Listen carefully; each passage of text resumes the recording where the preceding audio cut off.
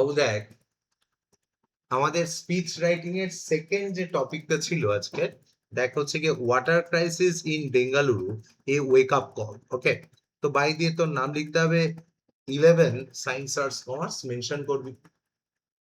তো দেখ, যেটা নিয়ে ডিসকাস করা হচ্ছিল যে আর্টিকেল রাইটিং আমরা কি করব, যে ফার্স্ট অফ অল হচ্ছে কি আর্টিকেল রাইটিং শুড বি মানে must be from news paper, তাই তো? আর অবভিয়াসলি টপিকটা আমাদের একটু জানতে হবে, পাশাপাশি কি ওই টপিকটার সম্পর্কে 2-4 লাইন লেখার পর আমরা প্রবলেম বা ক্রাইসিসটা নিয়ে ডিসকাস করবো, আর লাস্টে কি করবো, অবভিয়াসলি একটা সলিউশন করবো, তাই তো?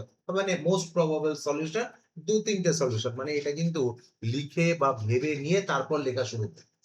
কথা বুঝতে, যখন তুই আর্টিকেল রাইটিং লিখবি এক্সাম আমাদের আর্টিকেল রাইটিং এর জন্য 5 মার্কস পেয়েছে, ঠিক আছে? তো আমাদের রাইটিং স্কিলের জন্য আছে হচ্ছে গিয়ে 16 মার্কস, ঠিক আছে? এই 16 মার্কসের মধ্যে মানে সিবিএসসি ক্লাস 11 রাইটিং স্কিলের পোর্শন আছে 16 মার্কস। এই 16 মার্কসের মধ্যে debate writing 5 marks, article writing 5 marks, next হচ্ছে অ্যাডভার্টাইজমেন্ট রাইটিং 3 মার্কস, আর হচ্ছে ক্লাসিফাইড অ্যাডভার্টাইজমেন্ট রাইটিং হচ্ছে 3 marks.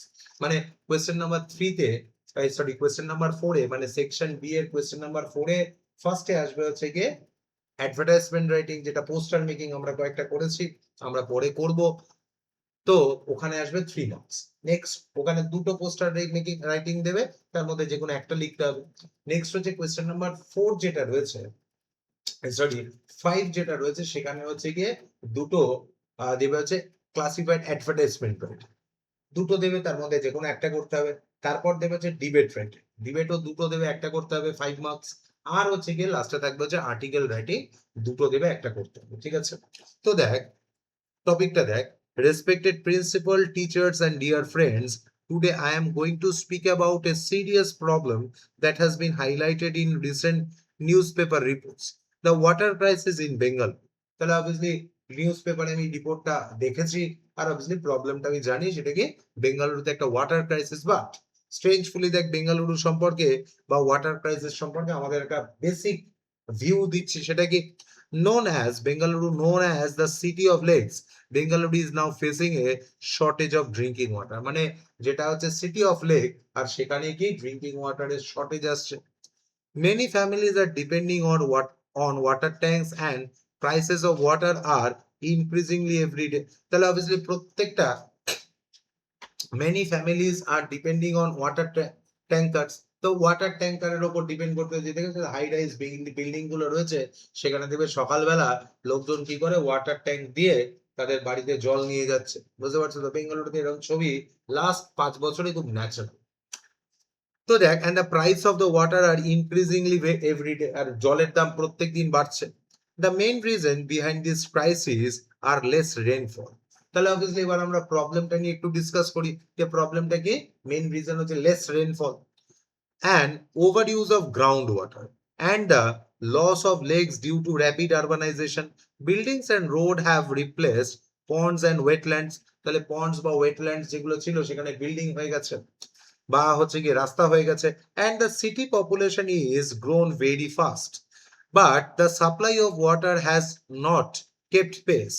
As a result, the borewells, এই borewells মানে হচ্ছে কুয়ো বা হচ্ছে গিয়ে ground waters, are drying up and the water scarcity has become a daily issue.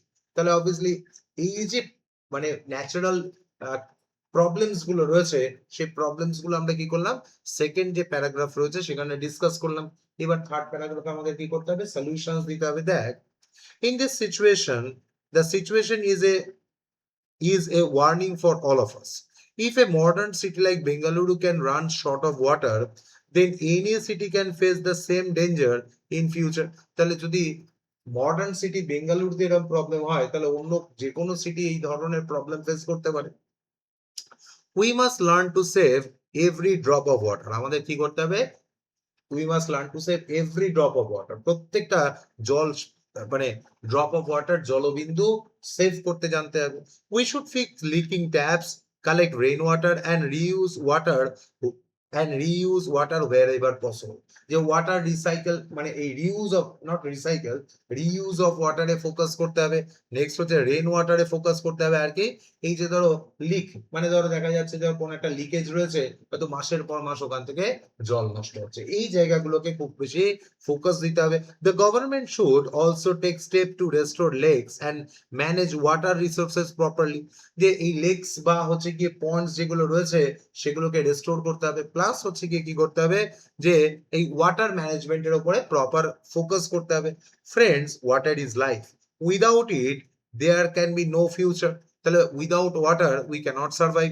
Late us take this crisis as a wake up call and promise to use water wisely. তাহলে obviously এটাকে আমরা একটা ওয়েক up call হিসেবে নিতে পারি, আর water ইউজকে আরো অনেক বেশি অর্গানাইজ ওয়েতে, অনেক বেশি ওয়াইজলি আমাদের কি করা উচিত, ইউজ করা উচিত। Every small step taken by each one of us can make a big difference. আর অবভিয়াসলি আমরা প্রত্যেকটা ছোট ছোট স্টেপ আমাদের লাইফে একটা হিউজ ডিফারেন্স ক্রিয়েট করতে পারে। ঠিক আছে, নেক্সট হচ্ছে থ্যাংক ইউ।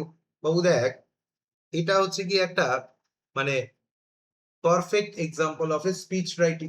তো এইভাবে আমরা স্পিচ রাইটিং গুলো পড়বো, কারেন্ট অ্যাফেয়ার্স এর ইস্যুস গুলো পড়বো, যাতে কি আমাদের স্পিচ রাইটিং এর মানে যে লেখাটা হয় দারুণ একটা কন্টেন্টফুল লেখা হয়, যেন লেখাটার মধ্যে কোয়ালিটিস থাকে। আর অবভিয়াসলি এরকম লিখলে আশা করি পাওয়া যাবে। ঠিক আছে, একটু সিরিয়াসলি দেখ, যদি কোনো সমস্যা হয় জিজ্ঞেস কর, বলছি।